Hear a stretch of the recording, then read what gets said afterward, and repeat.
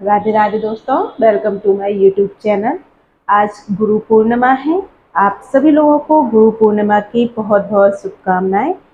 तो आज मैं आपको बेसिक कॉन्सेप्ट मैथ्स के क्लियर कराऊंगी, क्योंकि कहते हैं ना कि जब हमारी नींव मजबूत होती है तभी हमारा घर बहुत अच्छा बनता है। ठीक उसी प्रकार जैसे हमारे मैथ्स के बेसिक कॉन्सेप्ट क्लियर होंगे तो हम मैथ्स के अपने और आगे आने वाली दिक्कतों को आसानी से पार कर सकेंगे। चलिए ज़्यादा समय ना लेते हुए मैं शुरू करती हूँ आपके मैथ्स के आज बेसिक कॉन्सेप्ट को। तो आज का हमारा टॉपिक है नंबर सिस्टम। नंबर सिस्टम में हम सीखते हैं कि नंबर्स के बारे में जानते हैं। नंबर्स के बारे में मतलब हमारा कहने का है whole number, natural number, odd number, even number, composite number, prime number और को प्राइम नंबर।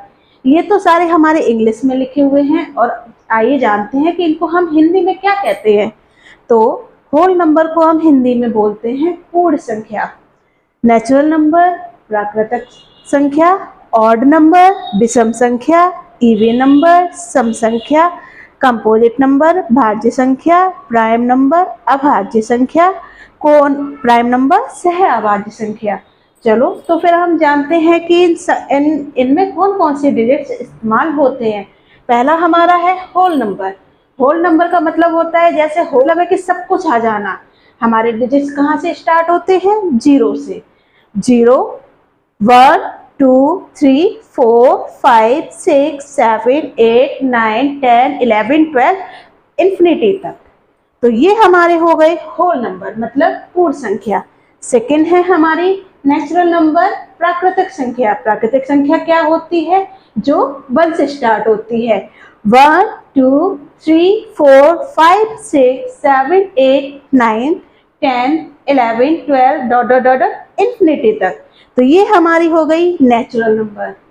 अब नेक्स्ट बारी आती है ऑड नंबर, विषम संख्याएं। विषम संख्याएं हमारी वो संख्याएं होती हैं जो या तो अपने टेबल से कटती हैं या अपने उस जो इसमें जो संख्याएं आती हैं उनसे कटती हैं, उन्हें हम विषम संख्या बोलते हैं। जैसे 1 3 5 7 9 11 13 15 17 19 आगे ऐसे ही इन्फिनिटी तक। अब आप इसमें देखेंगे कि जो 9 है 15 है, ये जो डिजिट्स हैं ये इसमें ही आने वाली संख्याओं से ही कटेंगे। मतलब कटने का मतलब है भाज्य होंगे। जैसे 9 है तो 9 हमारा 1 से भी डिवाइड हो सकता है और 3 से भी डिवाइड हो सकता है, लेकिन वो आप और अपने खुद की संख्या से डिवाइड हो सकता है। तो वो संख्याएं जो सिर्फ अपने टेबल से या फिर 1 से और उस ऑड संख्याओं में आने वाली डिजिट्स से ही कटे, वो हमारी ऑड संख्याएं होती हैं। नेक्स्ट है हमारा इवन नंबर, सम संख्या। सम संख्या क्या होती है? 2 4 6 8 10। कहने का मतलब है जो 2 के टेबल में जो डिजिट्स आते हैं, जो संख्याएं आती हैं, वो हमारी होती हैं सम संख्या। अब इसमें देखते हैं कि इसमें क्या हो रहा है कि 2 4 6 8 10 12 14 16 18 20 22। तो जो डिजिट्स उसमें पीछे जो रिपीट हो रहे हैं 2 4 6 8 या 0, अब ये डिजिट्स देखिए इसमें रिपीट हो रहे हैं 2 4, ऐसे ही आगे 6 8 0, फिर ऐसे ही जो डिजिट्स पीछे रिपीट होते जाते हैं वो होते हैं हमारी सम संख्याएं। नेक्स्ट हमारा है कंपोजिट नंबर मतलब भाज्य संख्याएं। भाज्य संख्याओं से हमारा क्या मतलब है? वो संख्याएं जिसको हम 2 से ज्यादा संख्याओं से डिवाइड कर सकते हैं। 2 से ज्यादा संख्याओं से जिसको हम डिवाइड करें वो हमारी भाज्य संख्याएं होती हैं। अब जैसे 4 6 8 9 10 12 14 15 16। अब भाज्य संख्या में ये जरूरी नहीं है कि केवल इवन संख्या ही आए और ऑड संख्या ही आए। भाज्य संख्याएं में वो संख्याएं 2 से अधिक होते हैं जिसको हम 2 से ज्यादा बार भाज्य कर सकते हैं। अब आप इसमें कहेंगे कि इसमें 2 क्यों नहीं आया? 2 इसलिए नहीं आया क्योंकि 2 सिर्फ और सिर्फ अपने टेबल से और 1 के टेबल से ही डिवाइड हो रहा है। तो इसकी भाज्य संख्या कितनी हुई? 2। तो 2 हमारा जो है वो भाज्य संख्या में नहीं आएगा। अब भाज्य संख्या में पूछा जाए कि आपका सबसे छोटा भाज्य संख्या नंबर क्या है, मतलब सबसे छोटा हमारा कंपोजिट नंबर क्या है, तो हम बताएंगे कि सबसे छोटा हमारा कंपोजिट नंबर है 4। अब देखेंगे कि जो 4 है वो हमारा 1 से भी डिवाइड हो रहा है, 2 से भी डिवाइड हो रहा है और अपने खुद के टेबल से भी डिवाइड हो रहा है। तो 4 हमारा सबसे छोटा कंपोजिट नंबर और इवन नंबर है। ठीक उसी प्रकार अब हम देखेंगे जैसे 9 हमारा ऑड नंबर है, तो 9 सबसे पहले हमारा 1 से, इसके बाद 3 से, इसके बाद वो खुद 9 से डिवाइड हो रहा है। अब आप देखेंगे कि भाज्य संख्याएं कितनी निकल रही हैं हमारी 3, तो ये हमारे हो गए कंपोजिट नंबर। नेक्स्ट आगे बढ़ते हैं, हमारा आता है प्राइम नंबर। प्राइम नंबर का मतलब है अभाज्य संख्याएं। अभाज्य संख्याएं वो संख्याएं होती हैं जो सिर्फ और सिर्फ अपने टेबल से और 1 से केवल डिवाइड हो। जो 1 से और स्वयं अपनी संख्या से डिवाइड हो वो होती हैं हमारी अभाज्य संख्याएं।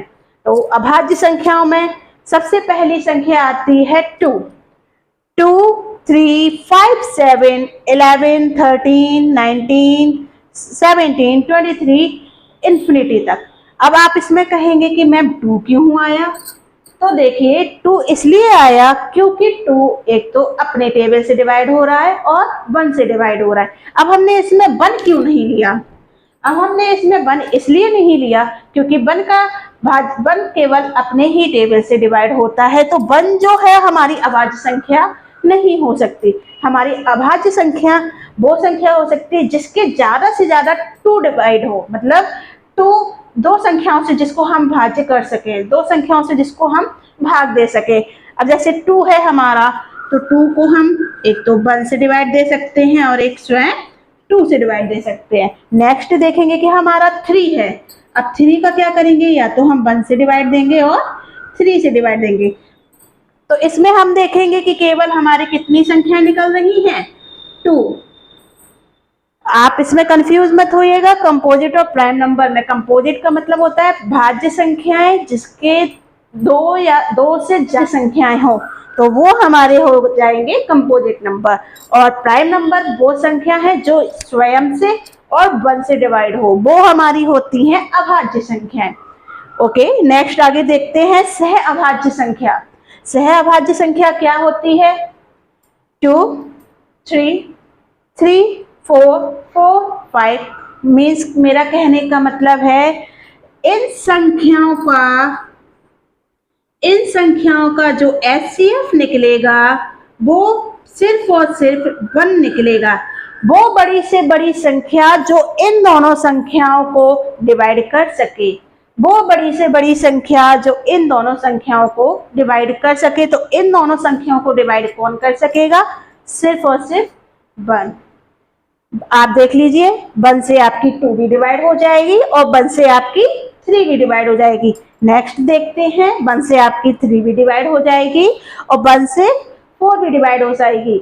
HCF का मतलब होता है हाईएस्ट कॉमन फैक्टर, मतलब हाईएस्ट कॉमन फैक्टर वो बड़ी से बड़ी संख्या जो आपको इन दोनों संख्याओं को आसानी से डिवाइड कर सके, आसानी से भाज्य कर सके, तो वो संख्याएं होती हैं हमारी को प्राइम नंबर, सह अभाज्य संख्या।